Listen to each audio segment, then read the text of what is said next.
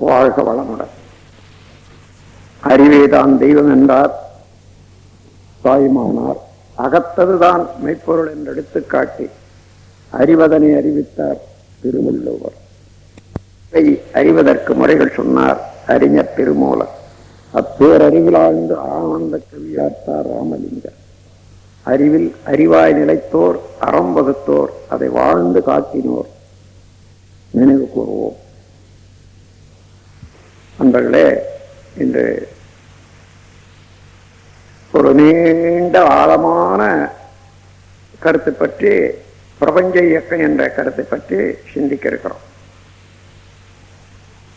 நாம் வாழ்ந்து கொண்டிருக்கோம். வாழ்க்கை பற்றி தெரிந்து கொள்ளும் போது முதல்ல வாழறவனை பற்றி தெரிந்து கொள்றோம். உடல், உயிர், மனம். அடுத்தபடியாக இந்த வாழ்க்கைக்கு தேவையானது என்ன என்ன என்றதெல்லாம் பார்த்தோம். அது பிரபஞ்சத்துல நிறைந்து இருக்கின்றன பல பொருட்கள். அதையும் நாம் தெரிந்து கொள்றோம். ஆனா இந்த பிரபஞ்சமே எப்படிதான் உற்பத்தி ஆச்சு, எப்படி இயங்குகிறது என்ற அடிப்படை தான் அது தத்துவம் என்று சொல்வது, தத்துவ ஞானம் என்று சொல்வது ஒண்ணுதான். இயற்கையின் உண்மை நிலையை ஆரம்பம் முதல் கொண்டு முடிவு வரையில அவனுடைய இயக்க ஒழுங்கு அத்தனையும் சேர்ந்தா போல உணர்வுதான் பிரபஞ்ச இயக்கம். இந்த பிரபஞ்ச இயக்கம் என்பது அறிவின் முழுமை பேர். மற்றதெல்லாம் பார்க்கிறோம், ஒரு முழுமையா தெரிஞ்சுக்கிறோம். ஆனா பிரபஞ்சம் என்பது எந்த காலத்துல ஆரம்பிச்சதுன்னு தெரியாது, ஆனா எந்த காலத்துல முடியும்னு தெரியாது, காலம் கிடையாது. ஆனாலும் ஒவ்வொரு நிகழ்ச்சியும் ஒரு ஒழுங்கமைப்போட இயங்கி கொண்டு இருக்கிறதையும் பார்க்கிறோம்.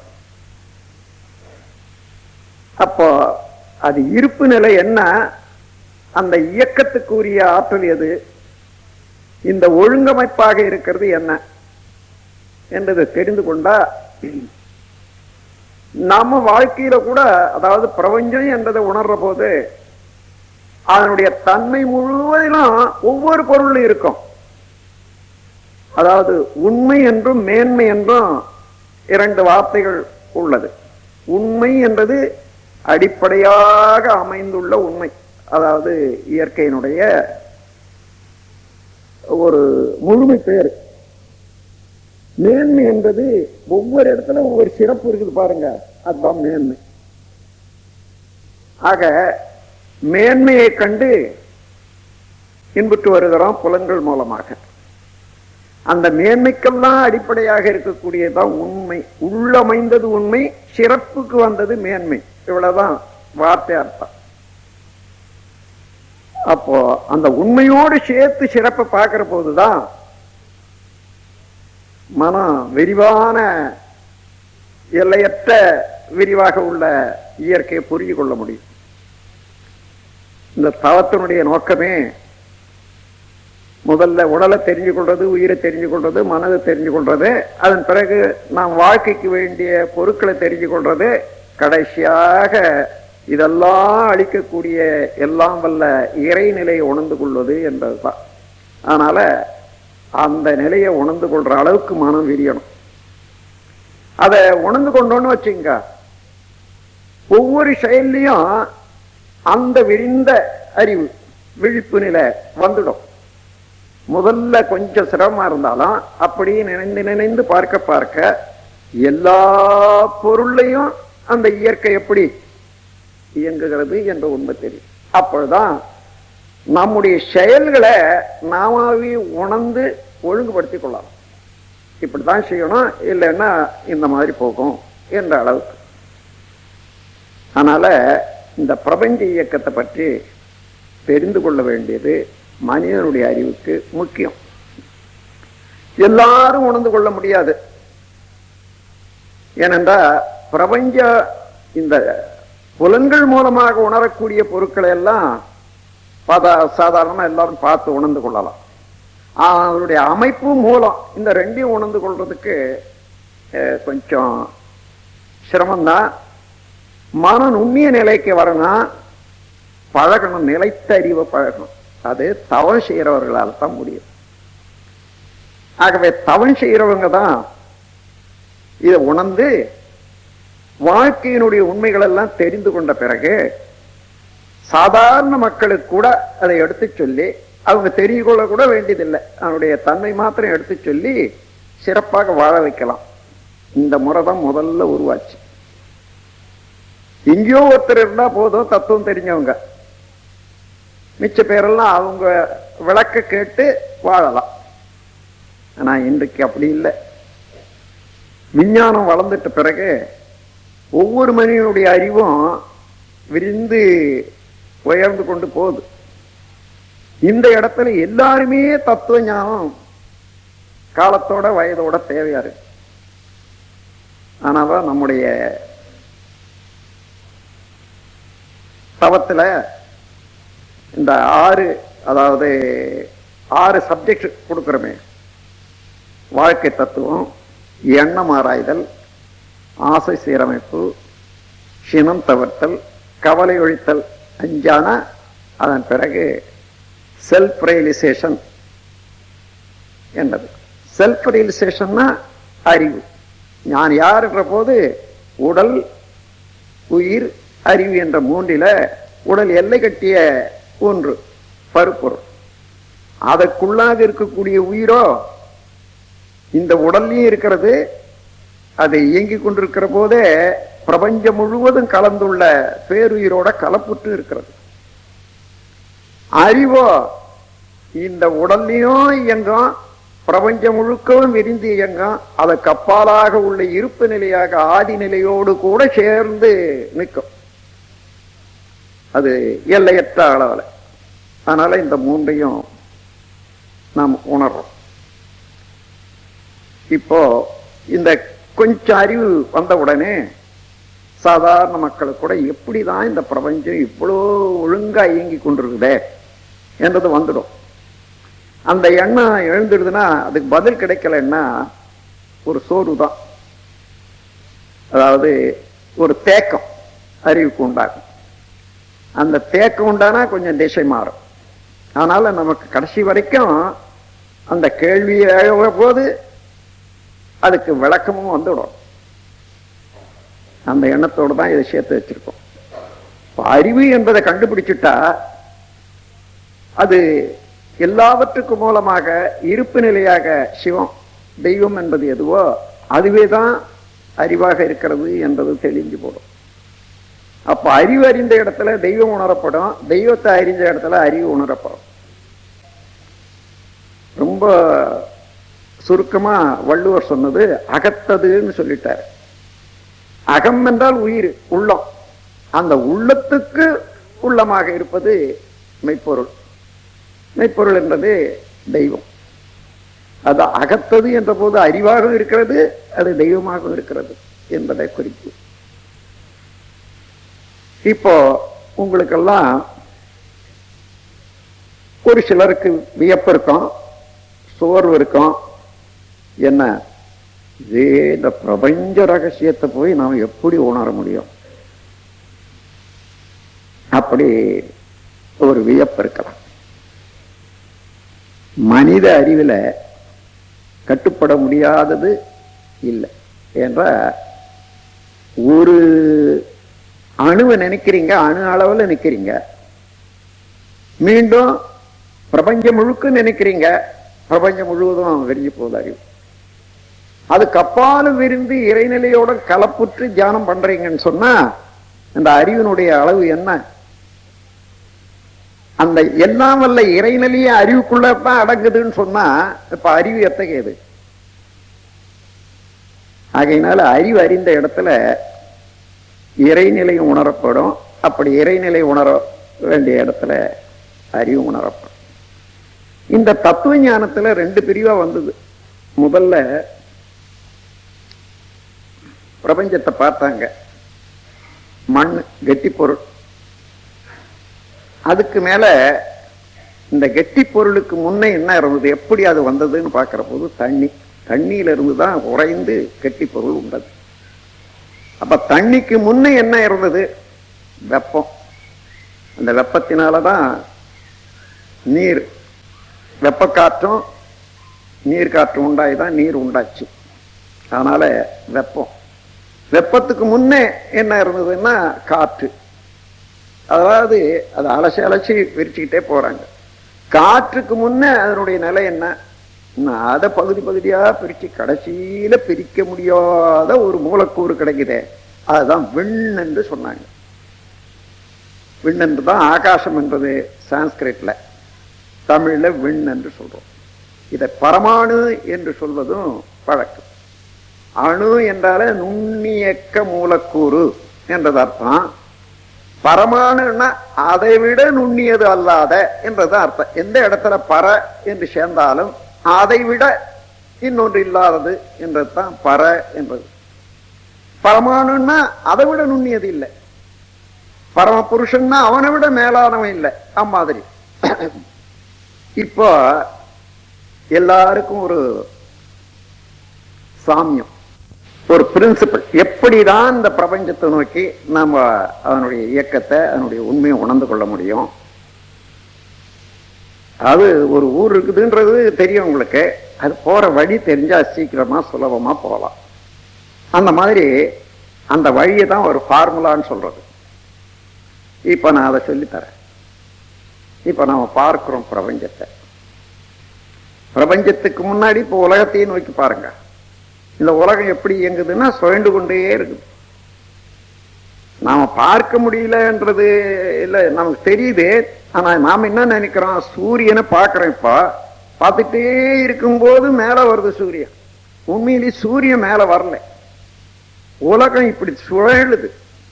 அது நாம பார்க்கிற பார்வையினுடைய இது கீழே போயிட்டே இருக்குது. அப்ப சூரியன் மேல வர்ற மாதிரியே தெரியும். அப்போ பூமி தான் சுழலுது.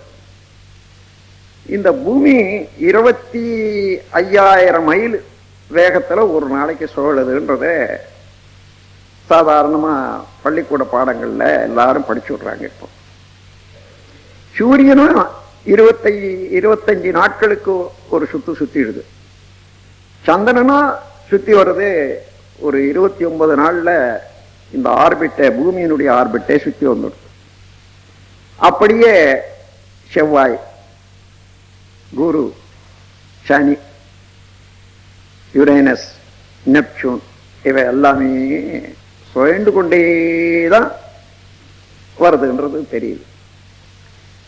அப்ப இந்த சூரிய கோளத்துல மாத்திரம் இத்தனை இருக்குது. இந்த சூரிய மண்டலம் இருக்க, இது போல ஒவ்வொரு நட்சத்திரமும் சூரிய மண்டலங்க தான். ஒவ்வொன்றுக்கும் இதே போல பல கோள்கள், சேட்டலைட்ஸ் அம்மாதிரி இருக்கிறது தான் இப்ப நம்ம பிரபஞ்சம்னு சொல்றோம். இங்க ஒரு கேள்வி எழுப்பிக்கோங்க. சுருக்கமா நீங்க அந்த பிரின்சிபலை மாத்திரம் படிச்சுக்கணும். எல்லாமே சுழண்டுட்டு வருது. அதாவது இந்த பிரபஞ்சமே சுழண்டுட்டு தான் வருது. மையப்புள்ளி ஏதோ ஒண்ணு வச்சு இந்த சூரிய மண்டலமே அதுக்குள்ள பொருட்கள் சூரியனை சுத்தது அல்லாத சூரியனே சுத்திட்டு வருது. எவ்வளவு வேகத்துல போகுதுன்றது இன்னும் கண்டுபிடிக்க முடியல. இதுல இருந்து என்ன தெரியுதுன்னா, எல்லாமே சுழலுது, சுழற்சியில தான் இயங்கிக் கொண்டிருக்கிறது. இதுதான் பிரின்சிபிள். பிரின்சிபிள் 1 இந்த யூனிவர்சல் எவல்யூஷன் அண்ட் ஃபங்க்ஷன் அப்படி வந்ததுன்னா பிரின்சிபிள் 1 என்னன்னா எல்லாமே சுழண்டு கொண்டு இருக்கிறது. இதுதான் பிரின்சிபிள். அப்போ எல்லாமே சுழலுன்னா எல்லாம் எதனால ஆக்கப்பட்டது பார்க்கணும். இப்ப ரெண்டாவது, இப்போ எந்த பொருளை நீங்க பிரிச்சுக்கிட்டே போறீங்கன்னு வச்சுங்க, சிதைச்சு கொண்டு பகுதி பகுதி ஆகிக்கிட்டே போறீங்க. அது மாங்காயா இருக்கட்டும், தேங்காயா இருக்கட்டும், மண்ணா இருக்கட்டும், கல்லா இருக்கட்டும், பொண்ணா இருக்கட்டும், பிரிச்சு கொண்டே போனோம்னா கடைசியில விஞ்ஞானிகள் சொல்லக்கூடிய அணு வரைக்கும் அவங்க வந்துட்டதுனால அதை வச்சு சொல்ற. அதற்கு மேல விஞ்ஞானிகள் சொல்லக்கூடிய பரமாணு அந்த அணுவையும் தனித்தனியா பிரிச்சிட்ட பிறகு பார்ட்டிகள்னு வருது பாருங்க. எனர்ஜி பார்ட்டிகள்னு சொல்றாங்க, எலக்ட்ரான் சொல்றாங்க, புரோட்டான், அதெல்லாம் எனர்ஜி பார்ட்டிகல் தான். அப்போ அதுதான் கடைசியா இருக்கு. இனி எந்த வகையிலும் பகுக்க முடியாதது அதுதான் எனர்ஜி பார்ட்டிகள்னு சொல்றாங்க. அதுதான் விண் என்று சொல்றோம் நம்ம தமிழ்ல. அதுதான் மூலக்கூறு. இப்போ இந்த மூலக்கூறு என்ற விண் என்பது சுழலாத போனா அதனால ஆக்கி எந்த பொருளும் எப்படி சுழல முடியும்? ஒரே கேள்வி. இப்ப இந்த உலகம் சுத்துதுன்னா அது எதனால் ஆச்சு? விண்ணினுடைய ஷேர், அதாவது அசோசியேஷன் ஆஃப் எனர்ஜி பார்ட்டிகள். அப்ப அந்த எனர்ஜி பார்ட்டிகள் சுழலன்னு சொன்னா இது எப்படி சேர்ந்ததெல்லாம் எப்படி சுழலும்? இங்கதான் கட்புலனால பார்த்ததை கொண்டு உணர்ந்ததை கொண்டு கட்புலனால காண முடியாததை காணக்கூடியதான் அறிவு, ஆறாவது அறிவு. புலன்களால காண முடியாததை ஆனா புலன்களை கண்டக்கூடிய காட்சியை வைத்துக்கொண்டு அதனுடைய மூல நோக்கி ஆராய்ந்து கண்டுபிடிப்பதுதான் ஆறாவது அறிவு. அப்படி வந்துட்டீங்கன்னா அப்போ இப்ப நான் இது வரைக்கும் பேசிட்டே வந்திருக்கேன், நீங்களும் கேட்டீங்க. அதாவது விண் என்பது எனர்ஜி பார்ட்டிகள் என்பது தச்சுழற்சி உடையது என்ன எடுத்த இந்த ஆராய்ச்சியில தான். தச்சுழற்சி இல்லை என்றால் அதனால சேர்ந்த பொருட்கள் எல்லாம் சுழலாது. அப்போ நிச்சயமாய் போச்சு. ஆங்கிலத்துல ஒரு வார்த்தை இருக்குது ஆக்சியம். ஆக்சியம்னா அதுவே செல்ஃப் எவிடன்ஸ். நீங்க பார்க்க முடியாது, ஆனா அதை பத்தி உணர்ற போது அதுவே அதனுடைய தன்மையை விளக்கிடும். அதனால இந்த உலகம் இயங்கிறத வச்சு அணு தான் அதனுடைய சேர்க்கை தான் எடுக்கிறோம். அப்ப அது எப்படி இயங்குன்னு பார்க்கிற போது தானாகவே இதுல இருந்து அதுவும் சுழண்டுதான் இருக்கிறது என்று புரிஞ்சு போகும். சரி, பிரின்சிபிள் ஒண்ணு தெரிஞ்சு போச்சு. இப்போ உங்களுக்கு எல்லாமே சுழற்சி தான். ரெண்டாவது பிரின்சிபிள் என்ன? அந்த சுழற்சிக்கு காரணமான மூலப்பொருள் விண், எனர்ஜி பார்ட்டிகள். இது ரெண்டாவது பிரின்சிபிள் 2. இப்போ மூன்றாவது எல்லாம் யாராவது நோட் பண்ணீங்க. மூன்றாவது பிரின்சிபிள் என்னன்னா, அந்த பார்ட்டிகளை விட மிச்சம் என்ன இருக்குது இந்த பிரபஞ்சத்துல? இந்த மூணாவது கேள்வி. அந்த எனர்ஜி பார்ட்டிகளோ விண்ணோ கண்டுபிடிச்சிட்டோம். அதுக்கு மேல உள்ளது என்ன இந்த பிரபஞ்சத்துலன்னு பார்த்தா சுத்த வெளியே தவிர வேற ஏதாவது இருக்க முடியுமா? இதுதான் பிரின்சிபிள் 3. பார்ட்டிகளுக்கு முன்னதாகவும் சுற்றிலும் அமைந்திருப்பது அதை பிரம்மம் என்றோம், சர்வ வல்லமையுடைய பொருள் என்றோம், ஆதி என்றோம், அனாதி என்றும் சொல்றோம். இப்ப ரெண்டு பொருள் தான் நிச்சயமாய் போச்சு. ஒன்று சுத்தவெளி, இன்னொன்று சுழலும் அணு, பரமாணு. ரெண்டுதான். என்ன அறிவை கொண்டே யோசனை பண்ணுவோம். ஒன்னிலிருந்துதான் இன்னொன்னு வந்திருக்கணுமே தவிர ரெண்டும் அப்படியே இருந்திருக்க முடியாது ஆரம்பத்துல. அதனால அணுவில இருந்து வெளியே வந்திருக்குமா, வெளியில இருந்து அணு வந்திருக்குமா? அவ்வளவுதான். ஏன்னா அதுக்கு முன்னே இருந்தது அதுவாதான் இருக்கணும். கண்ட நிலையாக வந்ததான் அதுக்கு ஒரு கருத்து இருக்குது. கண்ட நிலையாக வந்ததான் பின்னால வந்தது. அகண்ட நிலையா இருக்கிறது தான் முன்னே இருந்ததாக இருக்கும். அப்ப அகண்ட நிலைதான். அதனால அதுக்கு ஆதி என்று பெயர் வச்சாங்க. அந்த ஆதிக்கு இப்போ ஒரு கேள்வி கேட்கிறோமே, அதுக்கு அப்பால என்ன இருக்குதுன்னுட்டு. அதுக்கு இல்ல, ஒண்ணுமே இல்ல, அதுவே அப்பாலும் தான் இருக்கிறதுனால அனாதி என்ற பெயர் வச்சுட்டாங்க. அனாதின்னா ஆதிக்கு இன்னொரு ஆதி இல்லாதது. ஆதியாகவும் அனாதியாகவும் பார்க்கிறதுக்கு அறிவுக்கு சூன்யமாக இருப்பதனால அது சூன்யம் என்னும் சொல்லப்படுகிறது. பிரம்மம் என்பதை எல்லாத்துக்கும் அடிப்படையான ஒரு பொருள் என்ற பிளனம் என்ற ஒரு வார்த்தை ஆங்கிலத்தில் இருக்குது. அது தெரிஞ்சவங்க எல்லாம் தெரிஞ்சுக்கலாம். பிளனம்னா பூரணம்னு தமிழ்ல சொல்றோம் பாருங்க, அதுதான் பிளனம். நீர் வார்த்தை. பூரணம்னா ஏதாயாலும் குறைஞ்சிருக்குன்றது அர்த்தம் இருக்குதா அதுல?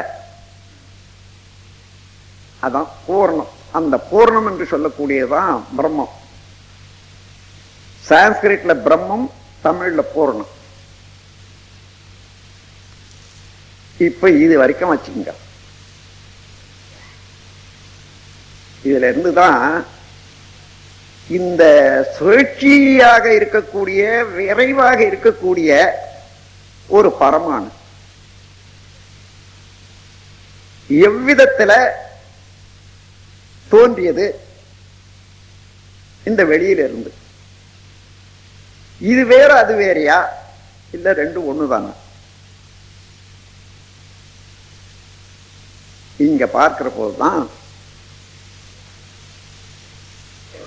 இயக்கத்துக்கு, எந்த இயக்கம் வந்தாலும் இயக்க வேகம் வர வரதான் இருப்பை விட பிரிச்சு காட்டுது.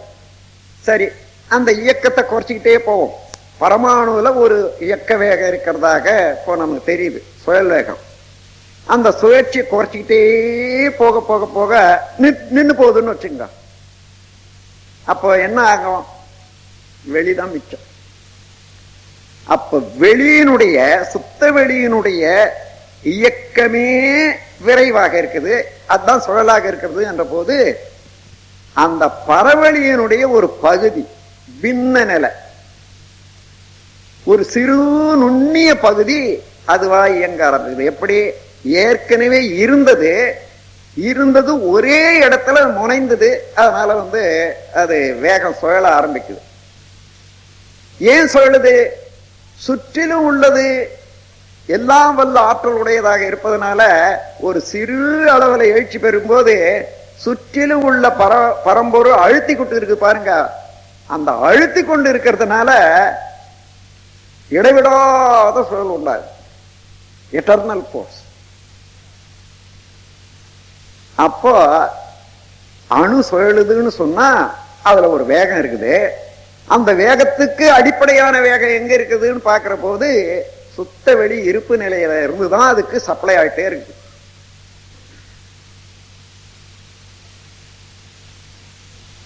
அப்படி இருப்பு நிலை ஒரு கடலை போல வச்சுக்கோங்க. பிரம்மம் இருப்பு நிலை, மெய்ப்பொருள். அப்போ அத கடலை போல வச்சுங்க. கடல்ல அலை இருக்கு பாருங்க, அலை வேற கடல் வேற இல்லை. கடலுடைய அசைவு தான் அலை. அந்த அலை நிறுத்தினோம்னா மனசாலையும் நிறுத்தி பாருங்க. அலை நிறுத்தினா என்ன? கடல். கடல் அசைஞ்ச அலை. அதே போல இப்படி இவ்வளவு பெரிய பிரபஞ்சத்தை அடக்கி வச்சிருந்த அந்த சுத்த வெளி ஏன் ஒண்ணுமே இல்லாத போல தெரியுது? வெட்ட வெளியா, சுத்தமா ஒண்ணுமே இல்லையே. அதனால அது ஒண்ணும் இல்லை, ஒண்ணும் இல்லைன்னு தான் நாம நினைக்கிறோம். நினைக்கிறவன் யாரு? மனிதன். அவனுக்கு தெரியாத காரணம் என்ன என்றால், இதுவரையில் அவன் வாழ்க்கையில கண்டது, அனுபவிச்சதெல்லாம் புலன்களை கொண்டு உருவம், ஒளி, ஒலி, சுவை, மனம், இவற்றைத்தான் அனுபவித்தான். இவர்களெல்லாம் காலதூர பருமன் வேகம் என்ற 4 கணக்கீடுகள். அதாவது எந்த இயக்கம்னு எடுத்தாலும் ஒரு விரைவாக, அதாவது ஒரு தோற்றம் தெரியுது. அந்த தோற்றத்துக்கு என்ன பேரு? வால்யம். எப்படின்னா அது ஒரு இயக்கம் இருக்குது. எங்க இயங்குது? இயங்காத இடத்துல இயங்குது. அப்போ இயங்காத சுத்த வெளியில இயங்கிறதுக்கு அதுதான் ஒரு போர்ஸ். அந்த போர்ஸ் வரைக்கும் எந்த இடம் எடுத்துக்கொண்டதோ அதான் வால்யூம். வால்யூம் என்ன? பருமன். இப்போ கவனிச்சு பாருங்க, பருமன் வேற, விரைவு வேறையா? எது வரைக்கும் விரைவாக சுழலுதோ அது வரைக்கும் தான் பருமன். அப்ப பருமனையும் விரைவையும் பிரிக்க முடியுமா? முடியாது. சரி, எந்த விரைவும் எவ்வளவு கால நீளமாக அந்த விரைவு தொடர்ந்து இருக்கிறதோ அதுதான் டைம். காலம் என்பது என்ன என்றால், எந்த ஒரு இயக்கமும் ஒரு தொடர் நிகழ்ச்சியாக வரக்கூடியதை கருத்தாக கொள்வதுதான் காலம். இல்லைன்னா காலம் இல்லை.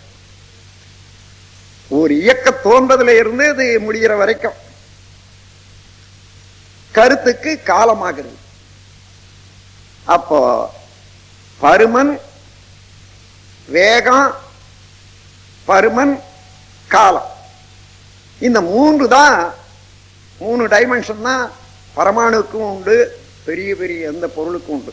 ஆனால் அந்த பொருளை தனித்து பார்க்கறதுக்கு இன்னொரு பொருளுக்கு இதுக்கு இடைவெளி இல்லாத பார்க்க முடியுமா?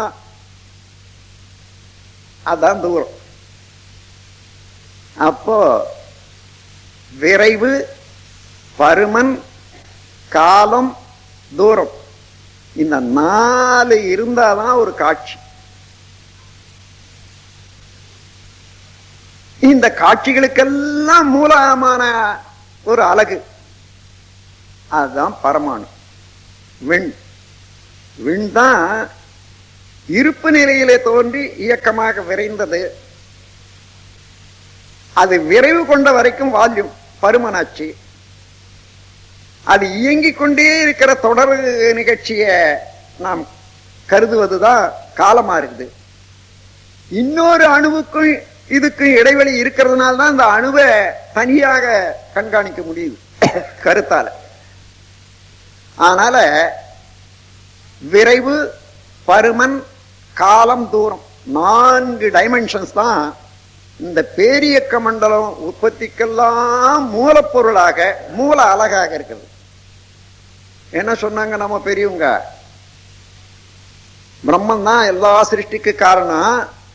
அவனுக்கு 4 தலைன்னு. ஒரு தலை வேகம், 2வது தலை பருமன், 3வது தலை காலம், 4வது தலை தான் வெளி, இதாவது தூரம். இந்த 4 தவிர்த்து இது வரைக்கும் அந்த மேத்தமேட்டிக்ஸ்ல வேற ஏதாவது கணக்கு இருக்குதா? வேகம், பருமன், காலம், தூரம் இதை தவிர மேத்ஸ்ல, மேத்தமேட்டிக்ஸ்ல வேற ஏதாவது கணக்கு இருக்குக்கா? கணக்குன்னு போட்டா இதுக்குள்ளதான் வரணும்.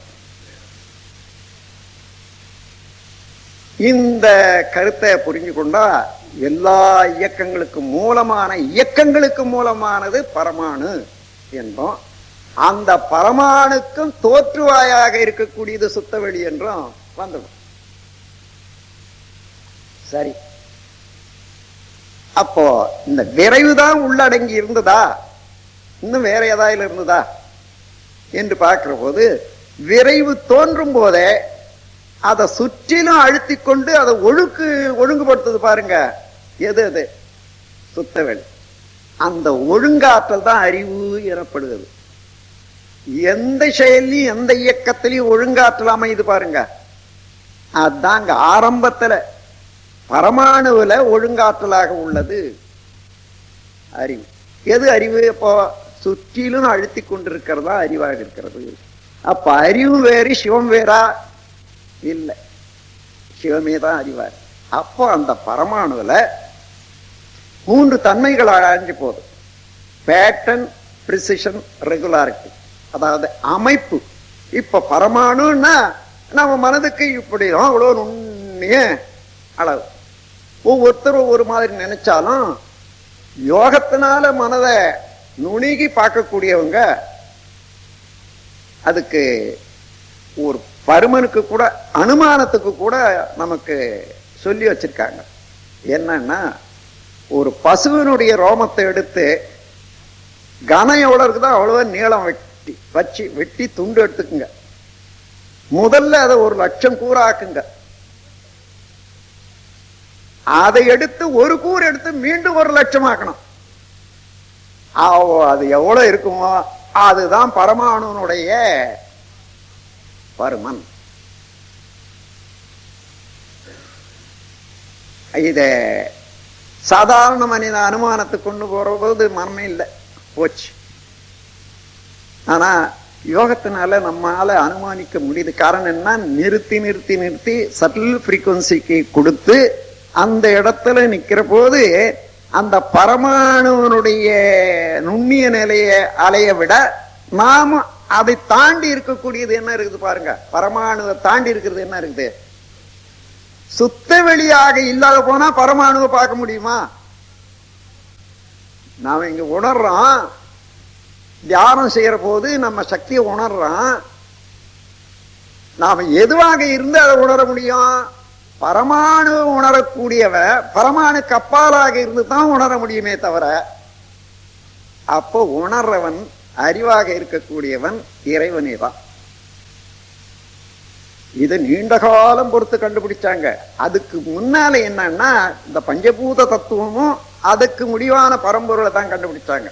அதாவது பிருத்திவி அப்பு தேய் வாயு ஆகாசம் என்று கடைசியாக பிரம்மத்தை கண்டுபிடிச்சான். இதுக்கெல்லாம் மூலமா இருக்குதுன்னு இன்னைக்கு விஞ்ஞானம் எவ்வளவோ தேடிட்டு போட்டாலும் அந்த காலத்திலேயே இதை கண்டுபிடிச்சு எழுதியிருக்காங்களே. பிருத்திவி அப்பு தேய் வாயு ஆகாசம் என்ற 5 பூதங்களையும், அதாவது நிலம், நீர், வெப்பம், காற்று, விண் என்ற 5 கண்டு அந்த 5க்கும் மூலமானது, முடிவானது, ஆதியானது, தோற்றுவாயாக இருக்கக்கூடியது பிரம்மம் என்று என்றைக்கோ இந்த நாட்டில் வந்தாச்சு. அது இந்த பிருத்திவியில இருந்து விண் வரைக்கும் வந்த இது இருக்க, அதாவது பௌதிக இயல். அது இத வேதம்னு சொல்லுவாங்க. அதாவது இயற்கையை உணர்த்துவது வேதம். அப்போ அந்த வேதத்துக்கு முடிவான பொருள் எது? அதான் வேதாந்தம். அந்த வேதத்துக்கு முடிவான பொருளோட சேர்த்து பார்க்கக்கூடிய அறிவு இருக்குத, அந்த அறிவுக்கு வேதாந்தம்.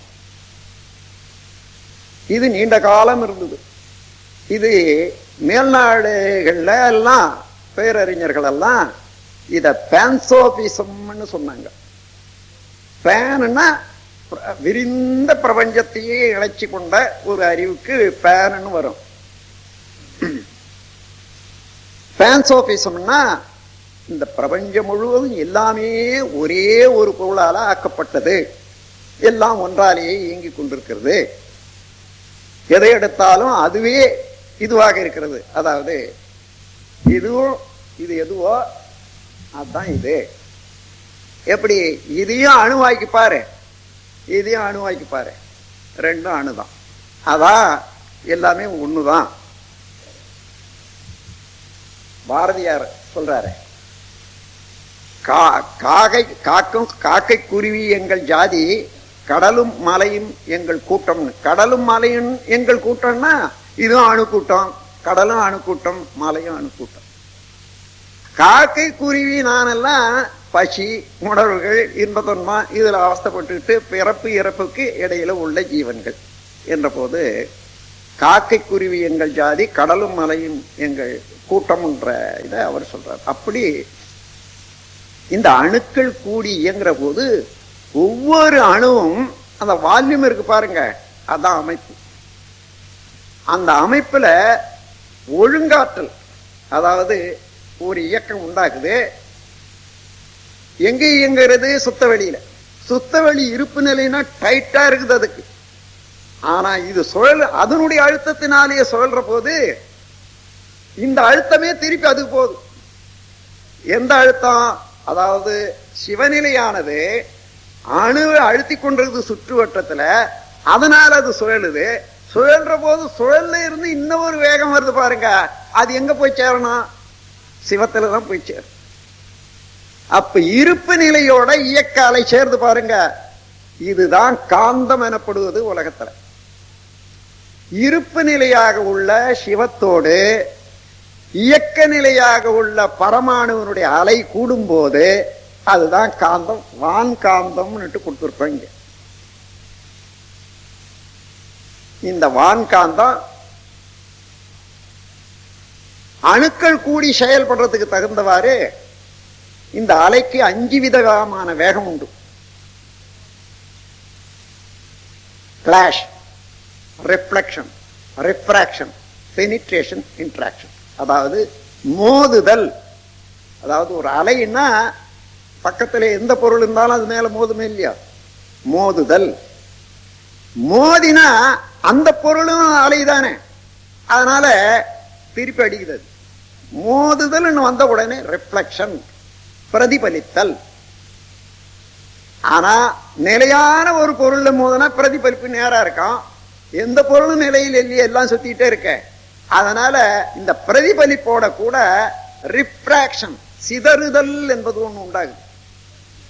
மோதுதல், பிரதிபலித்தல், சிதறுதல், கிளாஷ், ரிஃப்ளக்ஷன், ரிஃப்ராக்ஷன். அதோட இது பாயறதுனால அங்க எந்த பொருளும் அலையினுடைய இயக்கம் தானே கூடி இருக்குது. பெனிட்ரேஷன், ஊடுருவியும் போகுது இந்த அலை. ஒரு அளவுல போய் எந்த அளவுக்கு அழுத்தம் இருக்குது அது வரைக்கும் போய் அங்கிருந்து திரும்பவும் திரும்புது. இன்டராக்ஷன் திரும்பி வர்றது இதுல பாயுது. இதுக்கு அதுக்கும் ஒரு தொடர் இயக்கம் உள்ளூர ஓடிக்கிட்டே இருக்கு. அப்ப ஐவகையான இயக்கத்துல, அலை இயக்கத்துல clash, reflection, refraction, penetration, interaction என்று 5 வகையில இந்த பிரபஞ்சத்துல உள்ள ஒவ்வொரு அணுவும், அந்த அணுக்கள் கூட்டால உள்ள எந்த பொருளும், அதுல இருந்து வரக்கூடிய அலைகளுக்கு 5 இயக்கம் இருக்குதுன்னு சொன்னா, இந்த பிரபஞ்சம் முழுவதிலும் உள்ள எந்த பொருள் இந்த அலை இயக்கத்துல கட்டுப்படாது, தனியா இருக்க முடியும். பாருங்க, அலை என்பது காந்தம்னு தெரிஞ்சுக்கிட்டீங்க. இந்த காந்த சக்தி பிரபஞ்சம் முழுவதிலும் நிறைந்த ஒரு களம் தான். அதாவது இன்டர்ஸ்டெல்லார்ன்றது ஒவ்வொரு கோள்களுக்கு மத்தியில் இருக்கக்கூடிய இடம். இங்க இன்டர் பார்ட்டிகள்னு வச்சுங்க. இன்டர் பார்ட்டிகள் ஒரு இடம் இருக்குது பாருங்க, அதுவே காந்தமாயிருக்கு. இந்த காந்தத்தினுடைய நிலை நான் கூடுதலுக்கு தகுந்தவாறு ஒவ்வொரு பொருளும் அந்த அலையினுடைய இந்த ஐவகை இயக்க வேறுபாடு பாருங்க. அதனால இந்த காந்த சக்தியில இருந்து தன்மாற்றம் உண்டாகுது. அந்த காந்தம் காந்தமாகவே இல்லை. காந்தம் வரைக்கும் எப்படி இருக்கு? That is only the pressure. காந்தம் என்றால் அழுத்தம், பிரஷர் என்ற போது ஆகர்ஷண சக்தி, ஈர்ப்பு சக்தி, இழுப்பு சக்தி, அப்படிதான் வச்சுக்கணும். ஆனால் அந்த பிரஷர் இந்த இடத்துல வர்ற போது, அதாவது இரண்டுக்கு மத்தியில வர்ற போது ஈர்ப்பாகவும் இருக்குது, தள்ளும் சக்தியாகவும் இருக்கு. ஈர்ப்பு எப்படி உண்டாகுது? இப்ப இந்த உலகத்தை எடுத்துக்கொள்ளுங்க, சுழண்டுகிட்டே இருக்கு. சுற்றிலும் உள்ளது 25,000 மைல். போக போக அதே இருக்குமா? இன்னும் வர வர குறையும். நடுமையம் கிட்ட போகும்போது இன்னும் கொஞ்சம் குறையும். 1 ஃபர்லாங் இருக்கு, 1/2 ஃபர்லாங் இருக்கும், அப்புறம் கொஞ்சம் கொஞ்சமா வரும். ஒரு மைய புள்ளி இருக்கும், இயக்கமே இருக்காது. அப்போ இயக்கமே இல்லாத இடத்துல எது அதிகமா இருக்கணும்னா, அதாவது இயக்கம் குறைவா இருக்கக்கூடிய அணுக்களுடைய கூட்டம் தான் அங்க இருக்க முடியும், அங்கதான் சேர முடியும். ஏன் அதுன்றது பின்னால சொல்றேன். அதனால கனத்த அணுக்கள் எல்லாம் நடுமையும் கூடி போகுது. அதை விட லேசானதான் அதை விட மேல, அதை விட மேல, அதை விட மேலன்ற போது நடுமையத்துல rare elements and heavier elements எல்லாம் பூமியில கூடி போகுது. அதை விட மண்ணு, உலோகங்கள். அதை விட மேல வர்றது என்ன? தண்ணி, லேசா இருக்கு. அதை விட லேசா இருக்கிறது தான் காற்று, அது மேல. அதுக்கு மேல லேசா இருக்குது விண். எல்லாம் ஒண்ணு கலப்பு இருந்தாலும் அந்த ஸ்பெசிபிக் கிராவிட்டி என்ற கணக்கு வச்சு பார்த்தீங்கன்னா ஒன்னை விட ஒண்ணு லேசா இருக்குது. அதனால இந்த சுழற்சினால நடு மையத்துல கனத்த அணுக்கள் போய் சேருது. கனத்த அணுன்னா என்ன? எல்லாம் விஞ்ஞானி ஆக போறீங்க. உடனே உள்ள இருந்து ஒண்ணு கிளம்புது பாருங்க ஒரு எண்ணம். விஞ்ஞானி என்ன மனுஷன் தான் ஆகணும், நான் மாத்திரம் யாரு? இது உங்களுக்கு தெரியறதுக்காக கொஞ்சம் பெருசாக்கிட்டேன். அந்த பரமாணு என்ற ஒரு சக்திய தூரமா இருந்து பாக்குறவங்களுக்கு தெரியுதா? இது தெரியுது இல்லையா? இந்த மத்தியில ஒரு பொத்தல் இருக்குது பாருங்க. நம்ம ஊருங்கள்ல வடைன்னு சொல்லுவாங்கல்ல. இந்த வடைன்னு இந்த மேல நாட்டுல வடைன்றது கிடையவே கிடையாது. அவன் என்ன பண்ணான்னா, நம்ம வடைய போல செய்தான், அது ஒரு பேர் வைக்கணுமே. மத்திலையும் தொண்டி குத்திட்டா, வெந்தாச்சு, பிஸ்கட் மாதிரி எடுத்தான். இதுக்கு என்ன பேர் வச்சுக்கிறது? நட்டு மாதிரியா இருக்குது. அதனால அந்த இது எதனால செய்தது? மாவுனால செய்தது. டோ நட்டுன்னு வச்சு டோனட்டுன்னு வச்சுட்டான். தெரியுமா உங்களுக்கு? இத அமெரிக்காவில் நான் விளக்குற போது எல்லாம் வாய திறந்து பாக்குறானுங்க. எங்க ஊரு வடை தாண்டா இது.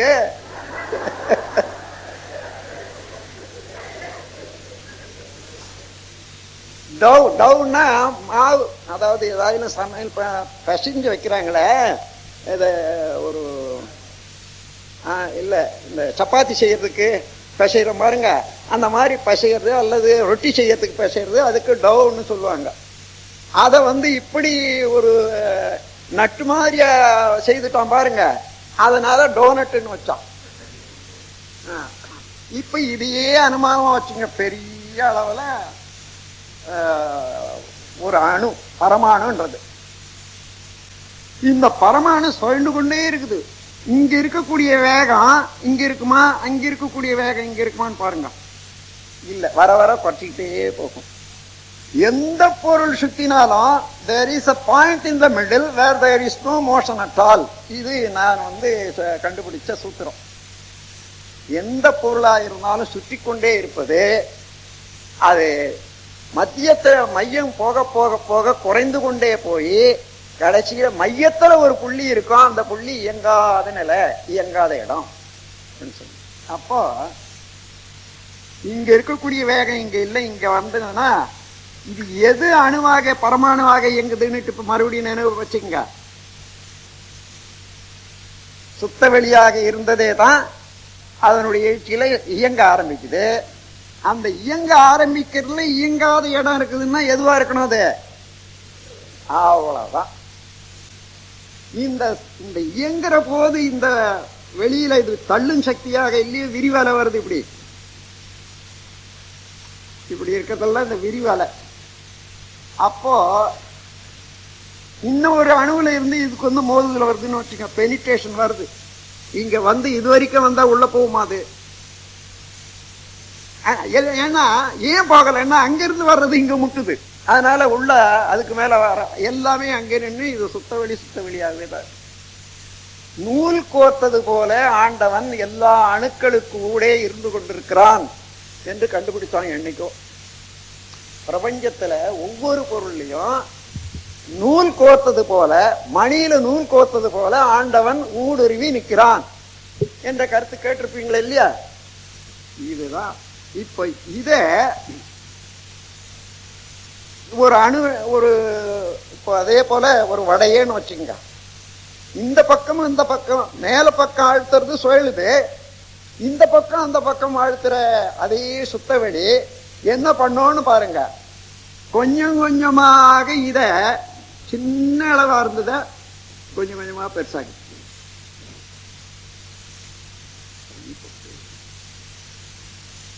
இது பெருசா ஆக ஆக இந்த அழுத்தத்துல இருப்பு நிலை தானே இது. இருப்பு நிலை அழுத்த கூட கூட இந்த சுழலும் வேகம் குறையுது. இப்போ இங்க இருந்து ஒரு ஒரு அலை வருதுன்னு வச்சுங்க. இந்த அலை இது வரைக்கும் போகுது, அது வரைக்கும் திரும்புது. போய் திரும்புத இது ஒரு பதிவு. இதுதான் இம்பிரிண்ட். நேற்று கூட சொன்னேன் நான். ஒவ்வொன்னும் உள்ள போய் திரும்பி வருது பாருங்க, அதுதான் இம்பிரிண்ட். ஒவ்வொரு பரமாணுவிலையும் பதிவாகிறது.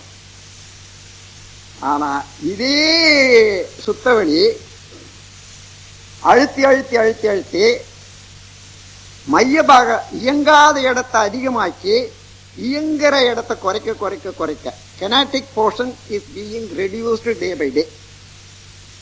Potential portion appropriately increasing. இது தத்துவம். அதாவது இருப்பு நிலை அதிகரிக்குது, இயக்க அளவு குறையுது. அப்போ இன்னைக்கு இருந்த சுற்று வேகம் இருக்க முடியுமா? இருக்க முடியாது. இப்ப இதுல இருந்து வரக்கூடிய சுழலால வேகம் அடிக்குது. அப்போ அந்த அளவு கூட தள்ளும் சக்தி கூட குறையத்தானே வேணும். சுழல குறைஞ்சா குறையும். அப்போ ஒரு அணுவை இன்னொரு அணு நெருங்கி இயங்குது. இது வரைக்கும் சேர விட்டாக தனித்தனியா இயங்கி இருந்த போது விண்ணுன்னு சொல்றோம். அந்த ஒண்ணு நெருங்கி இயங்குற போது இப்ப இங்க இன்னொரு அணு இருக்கிறதாக வச்சுக்கொள்ளுங்க. இது இது முன்னையே தோன்றி இது 20 லட்சம் சுத்து ஒரு செகண்டுக்கு சுத்துறதாக வச்சுங்க.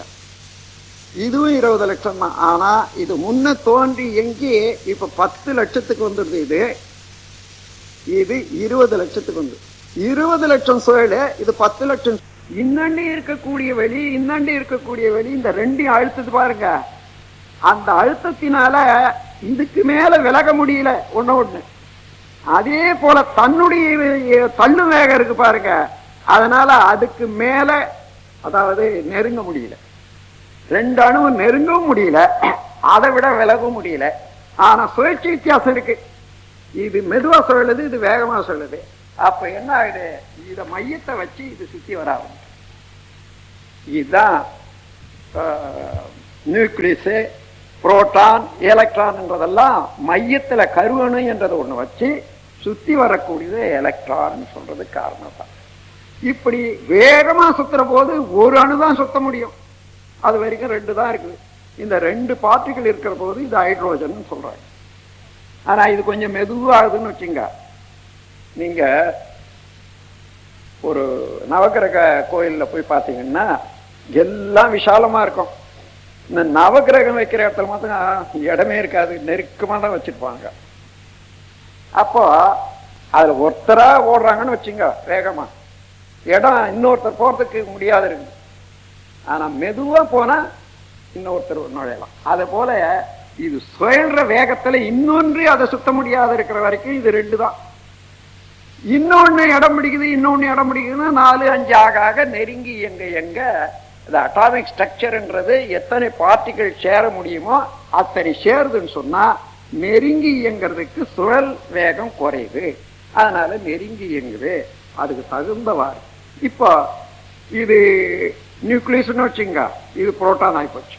அதுக்கு மேல வர்றது இந்த சைடோட சைடு இருக்கிறது தான் புரோட்டானும் நியூக்ளியஸா இருக்கும். அப்புறம் இப்படி சுத்தி வர்றதெல்லாம் எலக்ட்ரான்ன்றாங்க. இது 1000 வருஷம் 10,000 வருஷம் ஆன பிறகு இது குறையுது பாருங்க. இது சிறுக இங்க புரோட்டானா மாறலாம். இது இன்னும் குறைய இது அங்க போயிடலாம். அப்போ ஒரு குடும்பத்துல ஒரு குழந்தை இன்னும் கொஞ்ச நாள் 40 வருஷம் 20 வருஷம் போனா அப்பா, அதுக்கப்புறம் இன்னொரு 40 வருஷம்னா தாத்தா. இது தாத்தா, இவர் அப்பா, இவர் பிள்ளை. இதுதான் அணுக்கள்ல உள்ள, அதாவது ஒண்ணுக்கொண்ணு உள்ள ரிலேஷன்ஷிப் இப்படிதான் இருக்கு. ஒன்னே தான் இன்னொன்னா மாறுது. இதை கண்டுபிடிக்க முடியாது, அது அறிவினால தான் கண்டுபிடிக்க முடியே தவிர. ஏன்னா இவர் ஆகிறதுக்கு ஒரு 10,000 ஆண்டு ஆகும். அது வரைக்கும் யாரும் பார்த்துக்கிட்டு இருக்கிறான். எந்த விஞ்ஞான கருவினால் தான் பார்க்க முடியுமா? முடியாது. மாறுதலை பார்க்க முடியாது. அதனாலதான் விஞ்ஞான கருவிகளை கொண்டு பார்க்கறது, எதை பார்த்தாங்களோ அங்கதான் நிக்க முடியுமே தவிர அதுக்கு முன்ன என்ன பின்ன என்னன்றது கண்டுபிடிக்கவே முடியாத காரணம் இதனாலதான். ஆக இப்போ இந்த உலகம் சுற்றி வருது, நாம இங்க நிக்கிறோம், நம்ம இழுத்துக்குது. எங்க மையம் இருப்பு நிலையாக இருப்பதனால, இருப்பு நிலை தான் அதிகமான ஆற்றல் இருப்பதனால இந்த மையம் நோக்கி எந்த பொருளும் இழுக்கு. நாம நிக்கிறோம், நம்ம இழுத்துக்கு. அப்ப ஆகர்ஷண சக்தி என்பது இதுதான். பிரதிகிருஷ்ண சக்தி, தள்ளும் சக்தி என்பது இதுல சுழல் அலையில வர்றதுதான் தள்ளும் சக்தி. அப்ப அந்த தள்ளும் சக்தி, அப்புறம் அது கொள்ளும் சக்தி, கவர்ச்சி, எழுச்சி, இந்த 2 தான் பிரபஞ்சம். இந்த 2 சேர்ந்து ஒரு கூட்டாக உள்ள எந்த பொருளும் இயங்குற போது இந்த அலை இயக்கத்துல இந்த காந்த சக்தி 5 வகையான மாற்றம் அடையுது. அழுத்தம், எங்க பாருங்க, ஒலி, ஒளி, சுவை, மனம், மனம். அழுத்தம்னா இப்ப நான் அழுத்திட்டு இருக்கேன், அந்த உணர்வு இப்போ அழுத்துறவனுக்கு தெரியுது, அங்க ஒரு பொருள் அழுத்தப்படுது. சரி, இந்த அழுத்தத்தை இன்னும் கொஞ்சம் அதிகரிக்கலாம். என்னாச்சு? சத்தம். அழுத்தத்தினுடைய செகண்ட் ஆக்ஷன் ஒலி. இப்படியே அடிச்சுக்கிட்டே இருந்தா சூடு வந்துடும். அதுக்காக 3வது ஆக்ஷன், தேர்ட். அதுக்கப்புறம் நீங்க மோந்து பாத்தீங்கன்னா இதுல ஒரு வாசனை வரும். சூடு பட்டுதுன்னா எந்த பொருளும் அதுல ஒரு மாற்றம் வந்துடும். மனம், சுவை, சுவையும் மனமும் ரசாயன இயக்கம், ஒளியும் மின்சார இயக்கம், கவர்ச்சி எழுச்சி காந்த இயக்கம். காந்தம், மின்சாரம், ரசாயனம், இதுதான் உலகம். இந்த மையப்புள்ளி இதுதான் உயிராக இருக்குது நமக்குள்ளாக. இந்த மையப்புள்ளி தான் அறிவாக இருக்குது. இந்த உயிர் சக்தியில இருந்து வெளியாகக்கூடிய அலை அதான் காந்தமாக இருக்குது. எங்க வானத்துல வான்காந்தம், மனித உடல்ல ஜீவகாந்தம், வேற ஒண்ணும் இல்லை. இந்த ஜீவகாந்தமும் நம்ம உடலுக்குள்ளாக அழுத்தம், ஒளி சுவை மனமாக மாறிக்கொண்டே இருக்குது. இங்க இருக்கக்கூடிய அறிவானது இந்த காந்தத்தினுடைய விரிவுனால பரவி அங்கங்க இருக்கிறதெல்லாம் உணர்ந்து பாருங்க. அங்கதான் இது என்னது? மனம்.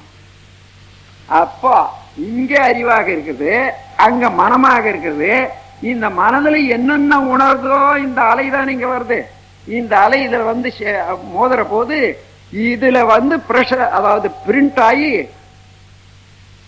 இம்பிரிண்ட், அதாவது பதிவாக இருக்கு. அப்ப இந்த பதிவு செய்யக்கூடிய உயிராற்றல் ஒன்று, அதை உணர்ந்து கொள்ளக்கூடியது அறிவு ரெண்டு, அது புலன்கள் மூலமாக பொருளோட தொடர்பு கொள்வது மனம் மூன்று. மூன்று நிலையில நம்முடைய அறிவு இயங்கு. இப்படி வச்சுக்கோங்க. இது வந்து புலன்கள் மூலமாக இது பார்த்ததெல்லாம் இங்க இருப்பு கட்டி வைக்கிறது. இது அடித்தளம். அதான் other end of your mind is almighty the காட்னுட்டு சில இடத்துல எழுதிட்டு வர்ற. இப்போ இந்த இடத்துல ஒரு பொருள் இயங்குற போது இது சுற்றி வட்டத்துல இருக்கக்கூடியது ஒரு ஒழுங்கமைச்சு. இதுக்கு மேலேயும் பிரிய முடியாது, அதுக்கு மேலேயும் நெருங்க முடியாத பண்றது எது? இங்க இருக்கக்கூடிய அழுத்தி கொண்டிருக்கக்கூடிய ஒரு சக்தி இருப்பு நிலை. ஆனா அதுக்கு மேல நெருங்க முடியாத பண்றது என்ன? அதுல இருந்து வரக்கூடிய விரிவு அலை. இந்த விரிவு அலையும் அழுத்த சக்தியும் ரெண்டும் சேர்ந்து இந்த இரண்டுக்கிடையே ஒரு ஒழுங்கமைப்பு உண்டாயிடுது. அதை மீறவே முடியாது.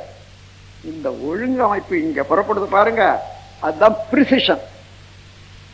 துல்லியமா இருக்கும். இந்த அளவு வேகம், அந்த வேகத்துக்கு தகுந்தார் தள்ளுன அளவு இவ்வளவுதான் தூரம், அது துல்லியமானது. அப்போ இயக்க ஒழுங்கு, இந்த ரெண்டும் சேர்ந்த உடனே இயக்கத்துக்கு அணுன்னா இப்படிதான் இருக்கும் என்றதுல மாறவே முடியாது. உலகம் என்றது இத்தனை கோடி அணுக்கள் சேர்ந்தது. அது சுழன்றால் இவ்வளவு வேகத்துல தான் சுழலும். அதை சுத்தி வந்த சூரியனை சுத்தி வந்தா இவ்வளவு கரெக்டா இந்த நேரத்துலதான் வரும்னா இப்ப 365 நாள் கணக்கெடுத்திருக்கோம். என்னைக்குனாலும் ஒரு நாளைக்கு வேடிக்கை பார்க்க போயிடுமா நம்ம பூமி? போச்சுன்னா நாம எங்க இருப்போம்? இந்த சுத்திட்டே இருக்கக்கூடிய வேகத்துல கடல் கடலா இருக்குது, பூமி பூமியா இருக்குது. ஆனா ஒரு சனம் அந்த கொஞ்சம் நின்னுதுன்னு வச்சுங்க, என்ன ஆகும்? சுழண்டுட்டே இருக்கக்கூடிய தண்ணி மேல ஏறிடும். அதுதான் பிரளயம்னு பேரு. சுழண்டு கொட்டே இருக்கிற போது நிலையா நிக்குது. அது பூமி நின்னுதுன்னா தண்ணி ஓடுமே இல்லையா? எதிர்ப்புறம் தானே ஓடணும். அது இல்லாத அளவுக்கு இருக்கிறது எது? எல்லாம் வல்ல இறைநிலையாக உள்ள. ஆகையினால இந்த வான்காந்தம் என்றதை முதல்ல புரிஞ்சுக்கணும்னா, அந்த வான்காந்தத்தினுடைய இதெல்லாம் ஒளி சுவை மனமாக இருந்து இந்த எந்தெந்த அணுக்கள் கூடி இந்த 5 தத்துவமும் சேர்ந்து வர்ற போது இங்க காற்று எப்படி எழுதுப்போம்? காற்று, கனல், நீர், நிலம், இந்த 5 ஒரு இடத்துல சேர்ந்தா என்ன ஆகும்னா, இந்த விண் வந்து அதிகமாக சுழலும். அதை விட லேசாக சுற்றி வரும் காற்று, அதை விட லேசாக இது நிலம் தாங்கு சக்தி. அப்படி சுத்தும் போது அங்க உள்ள விண்ணு, அணுக்கள், மாலிக்குள் இவைகள் எல்லாம் ஒழுங்கா அடுக்கப்பட்டு அந்த அடுக்குகளுடைய காந்த சக்தியை ஓடும் போது ஒவ்வொரு மாலிக்கூலும் ஒவ்வொரு அணுவும் போலரைஸ்டுனா காந்த துருவம், வட துருவம் தென் துருவம் சொல்றாங்க, ஒரு பக்கம் இழுக்கும் ஒரு பக்கம் தள்ளுன்னுட்டு, அது போல இழுத்து அந்த ஒரு ஒரு பொருள் மேல சுத்தி வரும்போது அந்த காந்த சக்தி அதுல இருந்து இருக்கக்கூடிய உயிர், அதாவது விண்ணென்ற சக்தியில இருந்து அறிவு அந்த காந்த சக்தியின் மூலமா பரவி எந்த இடத்துல காந்தம் அழுத்தமா ஒளியா ஒலியா சுவையா மாறிடுது, அதனால உடல் இயக்கம் கெடுதா நல்லா இருக்குதா என்றது பார்த்து எந்தெந்த இடத்துல அது காந்த சக்தி ஒரு இடத்துல தேக்கமுற்றா மின்குறுக்காயிடும், ஷார்ட் சர்க்யூட். ஷார்ட் சர்க்யூட்னா என்ன? வலி, பெயின், வியாதி, அது அடியோட இது போச்சுன்னா மரணம், அது வரைக்கும் மரணம். இதையெல்லாம் உணர்ந்து கொள்றது அறிவுதான். அப்போ அந்த மாதிரி உணர்ச்சி நிலை வருது பாருங்க எந்த அணு அடுக்கு ஒரு பொருள்ல, அதுக்கு பேர் தான் ஜீவன், உயிரினம். அந்த உயிரினம் முதல்ல ஒரே அறிவோட தொடு உணர்வோட மாத்திரம் இருக்கிறது.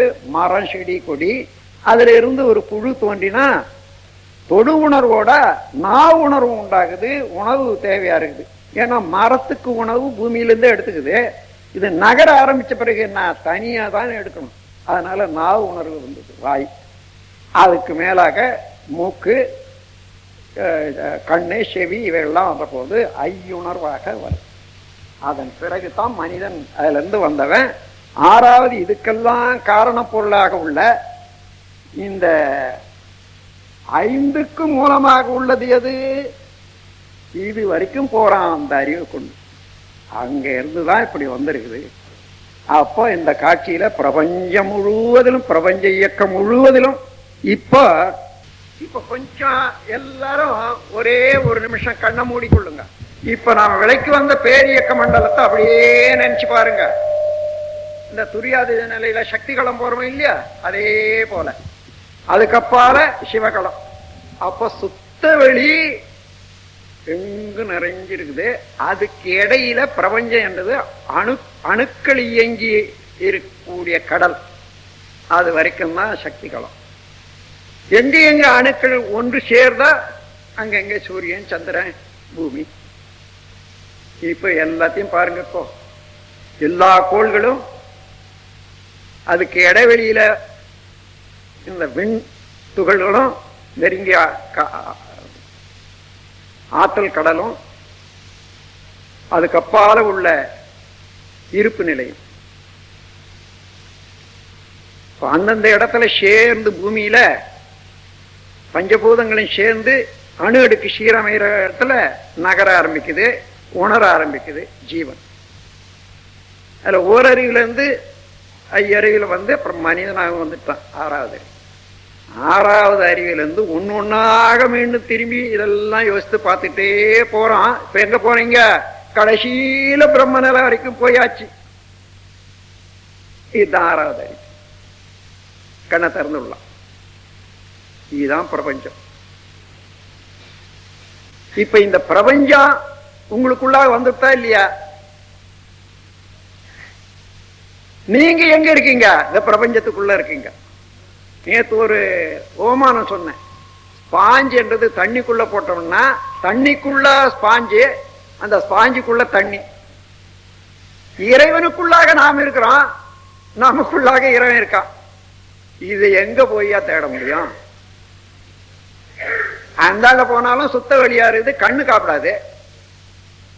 இங்க அறிவாக இருக்கான், அவனையே தேடினான்னா அவனை தெரிஞ்சுக்கிட்டாதான் அவனு தெரியணுமே தவிர இவனை விட்டுட்டு தேடினா ஒருத்தனும் தேட முடியாது. அதனால்தான் உன்னை நீ அறி, எல்லாம் அறியப்படும் என்பதோ. அந்த இடத்துலதான் நாம் இருக்கிறோம். அந்த எல்லையில, அந்த எல்லையை நோக்கி பயணம் செய்வதுதான் யோகம். அந்த எல்லைக்குள்ளாக இருக்கக்கூடிய இயக்கங்களை, அழகுகளை ரசித்து கொண்டிருக்கும். அது எப்படி இயங்குது என்றது கருவிகளை கொண்டு கணக்கிடுவதுதான் விஞ்ஞானம்.